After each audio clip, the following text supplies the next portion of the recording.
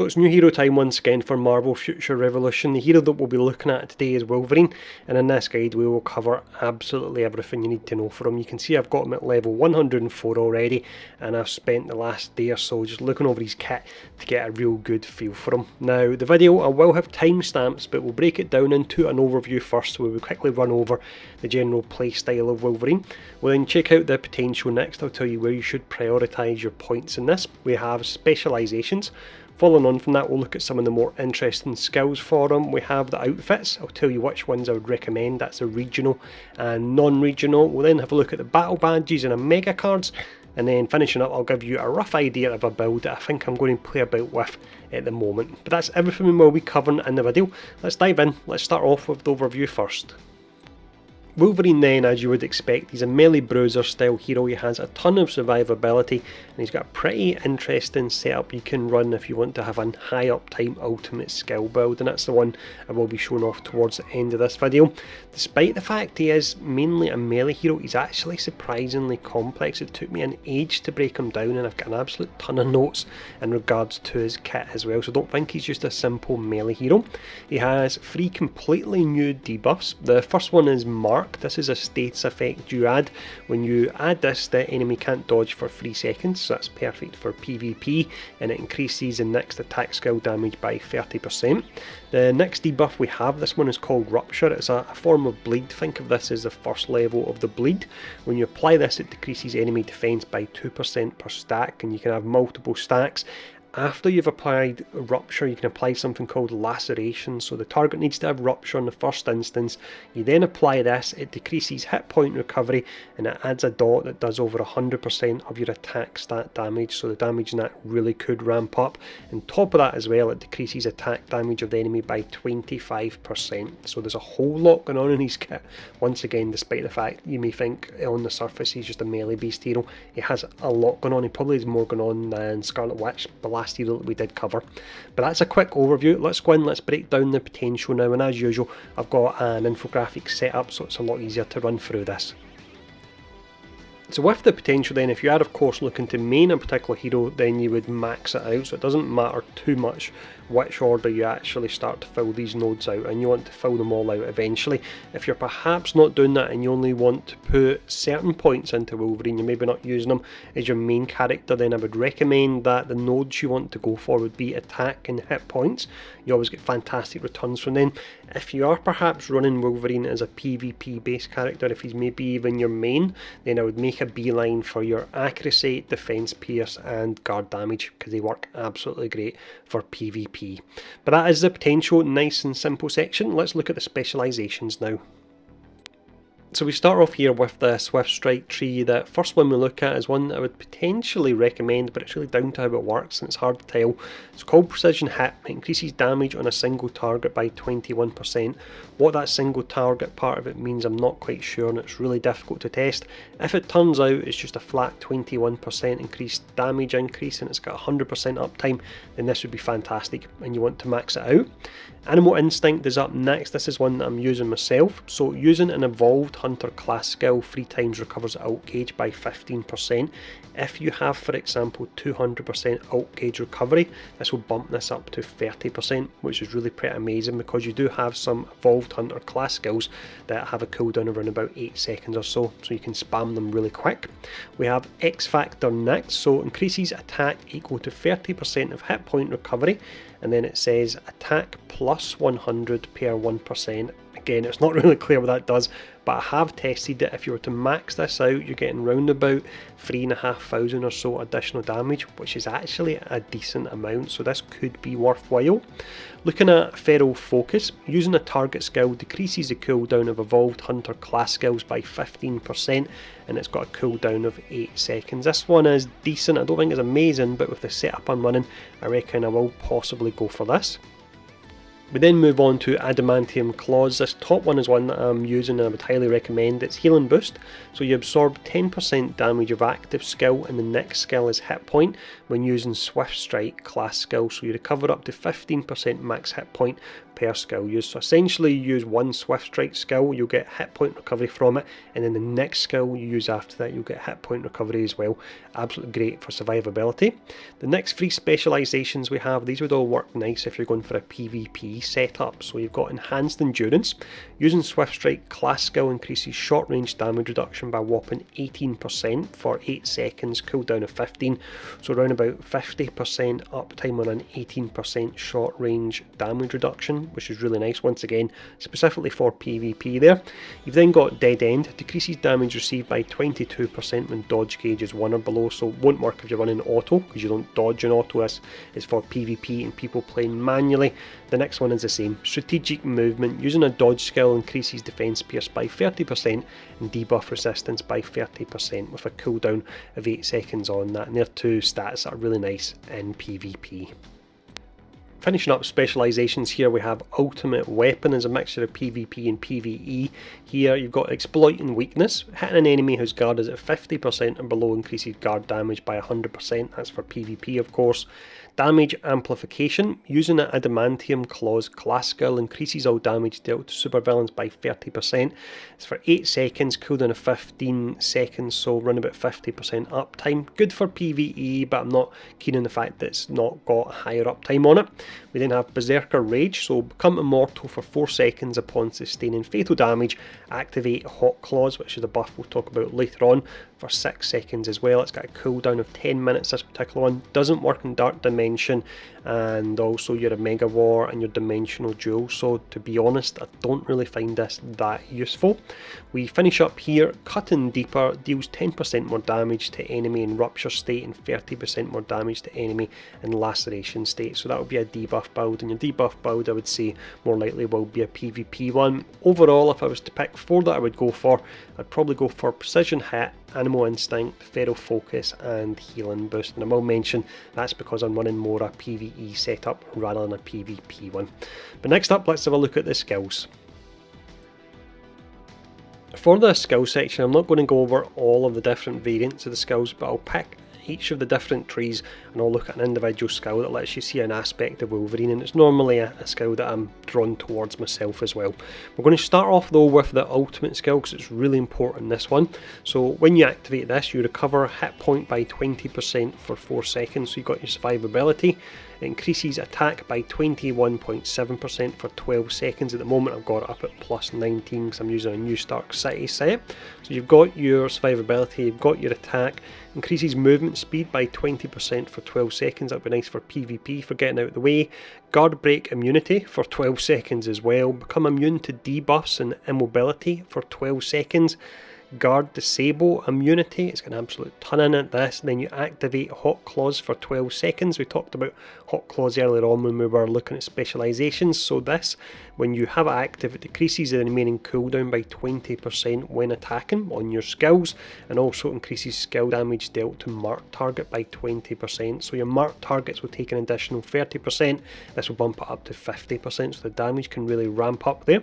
You also have a debuff that applies to the laceration target when attacking while Hot Claws is active, and what that does is it decreases the attack of that particular target by 15% for 7 seconds, and you already get an attack decrease as well, which we'll see in just a moment.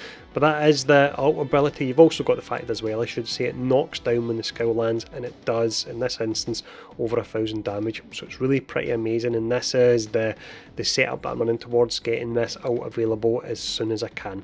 But let's have a look at the other abilities here.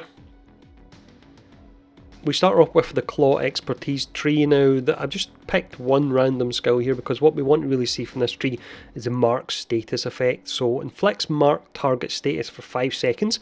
When the skill lands, you do have to pass a debuff check, so sometimes this may be resisted, which is a bit of a pain.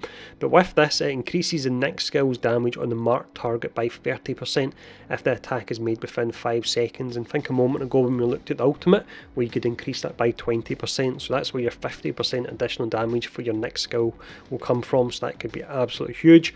And also when you use this from a PvP perspective, it's really nice because the enemy cannot use dodge skills for 3 seconds. So that's the Claw Expertise tree, and specifically the marked status effect. We have Scanning Whirlwind next. What's interesting about this tree is all the abilities in this one will stack Rupture. So you can see with this, when you stack Rupture, it decreases defense by 2% per stack, and you can get multiple stacks. So you want to choose an ability that hits multiple times. This is the one that I actually like myself, and this is the one why I'll recommend a certain costume later on in the video. But it's Scanning Whirlwind and it's Bitter Wheel, and this one will track the enemy. If they move, you will continue to follow them and do this skill. The champion tree is up next. This is a really simple one. None of the abilities do anything too special, but the different abilities, they all have the avoid being targeted by enemies while moving with this skill, which can actually be really useful. That's why I like this particular one, because it's got a low cooldown, so that means you've got a higher uptime where the enemy can't actually hit you. We then have Intrepid Dash, so this particular one allows us to see Laceration, so this is what you follow up when you've applied Rupture, you then apply Laceration. So with this it decreases hit point recovery by 50% for 7 seconds and deals dot relative to 133.7% of attack per second, so that could be in the high side depending on your stats, and it decreases attack by 25% for 7 seconds. And earlier on we've seen something that would allow you, when you use the ultimate, to decrease attack by 15%, that would take it down to a whopping 40% damage reduction on you, which would be absolutely huge. Now there is an ability here that you would think may be better, this particular spinning one, but it doesn't track, so that's the reason if you are to use one of these abilities, I would probably just go for this first one I'm showing off here.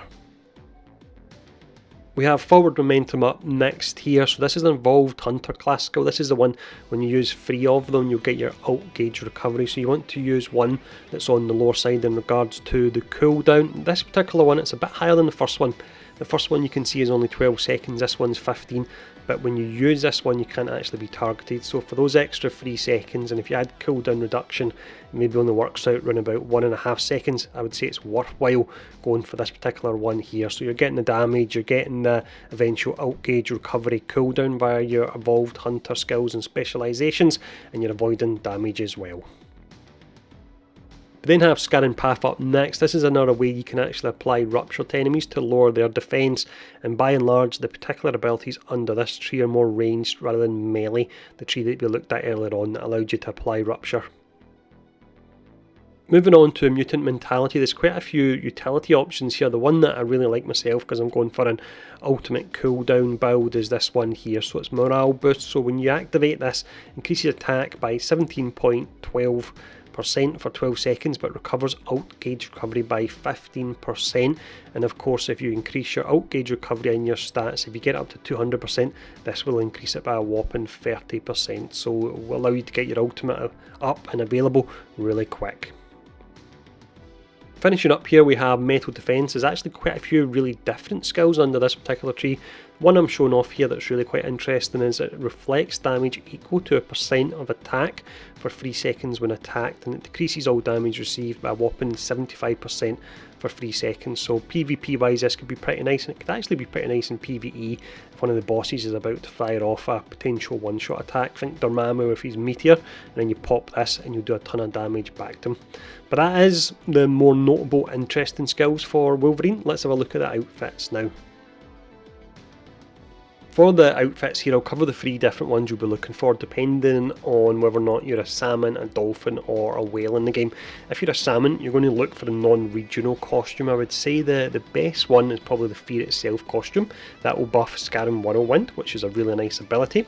If you are a dolphin, then you'll be going for a regional costume. The one that I would recommend would be Midgardia. You've got the crit damage buff, and then it's buffing the Adamantium Claws class skill as well. So that will actually include Scanning Whirlwind we talked about a moment ago, and it will include that skill that increases your Alt Gauge recovery. So that's absolutely perfect. And if you're a whale or a kraken, then you would go for the Rise of the East set. It's got +6 to Scanning Whirlwind and +6 to Adamantium Claws as well. So essentially it's +12 to Scanning Whirlwind, which would be absolutely bonkers the damage you could do with that. But that is the outfits. Let's now talk about the battle badges and the mega cards. For the battle badges, this could be pretty complex, this section, but I'll try and keep it as simple as possible. So your badges are broken into 3 different categories. Badges 1 and 2 are attack badges. Badges 3 and 4 are defence, and 5 and 6 are utility. So for 1 and 2, when you're getting battle badges, I would look out for ones that have attack and crit rate. They'll work great on them.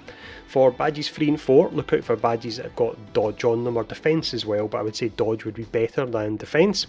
And then finally, badges 5 and 6, you want to look out for ultimate gauge recovery and cooldown decrease as well. But that's the badges. Let's have a look at the... When it comes to the mega cards, this is another section like the battle badges that if you wanted you could probably spend an entire video on them. But I'm going to keep this as simple as I can. We're going to talk about the exclusive stats you want to look out for first. Of course, if you're a PvP player, you're looking for PvP damage increase or decrease. They're both really nice. Defense Pierce could work nice as well, but I'd go for the increase or decrease over Defense Pierce first. In regards to if you're a PvP player and you're going for the setup I've been talking about with the alt gauge recovery and spamming your skills, and you want to get cooldown decrease. Hit point recovery, yes, it does tie in with one of the specializations, but scaling doesn't appear to be that good, so if you get that, I wouldn't bother taking that card any further. So let's have a look at some of the more notable cards for them. Once again, we're going to keep this section really simple here. Your mega cards really can be used to fill in any gaps in your build, but there's two particular cards I would say you really want to look out for. I think they're fantastic on Wolverine. First, you've got this particular card here, Captain America number 26. This is great because it offers a flat crit rate. When you max this out, you're getting around about 11 or 12% flat crit, which is pretty amazing. You've also got this one here, Future Imperfect number 1. This particular card is boosting your ultimate gauge recovery by 14.4%. That of course is a level 6 card, but it's only 1 in regards to the rarity, so it could go higher than that. So that's the two cards I would recommend, and bear in mind I've already talked about the exclusive stats you want to look out for them as well. So let's finish up now. I'll give you a quick look at a build I'm playing around with at the moment. So Wolverine then, as I mentioned earlier on in the video, he is surprisingly a complex character, a lot more complex than I expected him to be. So this build isn't any kind of perfect, very crafted build or anything like that before you go off on me in the comments below. It's just something I'm having a bit of fun with, and I decided to put at the end of the video in case anyone's a bit lost in regards to what skills to use, because these ones are working for me. So this is a PvE based setup. With this particular setup, it's all around getting the ultimate ability available as quick as I can. So with this particular setup, I would start off with Mutant Mentality, so you get your attack damage buff and you recover your ultimate gauge by 15%. Bear in mind, with ultimate skill recovery at 200%, that will increase it by 30%, which is a huge amount. We follow up with some Evolved Hunter skills, ones with low cooldown, and that will be skill number 2 and number 3. We're using a specialization. When we use 3 Evolved Hunter skills, we regain 15% of our ultimate gauge, so that's the reason we're going for them. Even though they look to be pretty lackluster skills, we can spam them pretty quick. We've then got ability number 4, so we're using a specialisation where when we use a Swift Strike skill, we actually get health regen from it in the skill that follows up after it. You also apply Marked with this, so with this you're applying March, getting 30% damage on your next ability. The next ability we're using here is doing a ton of damage, it's applying Rupture, it's getting the bonus from Marked, and it's getting the bonus from the regen from the Swift Strike specialisation as well there. So that's the setup I'm running. Again, not a perfect setup, but one that I'm having fun with. If you're running a particular setup with Logan at the moment, if you're enjoying it, if you're getting good results from it, let me know in the comments below. But with that, I believe that's everything we need to cover for everything you know for Wolverine for Marvel Future Revolution. If the video has been helpful, please do take time to hit a like, share, subscribe button, leaving a comment below is really important for engagement as well. So really, thanks for tuning in, stay safe,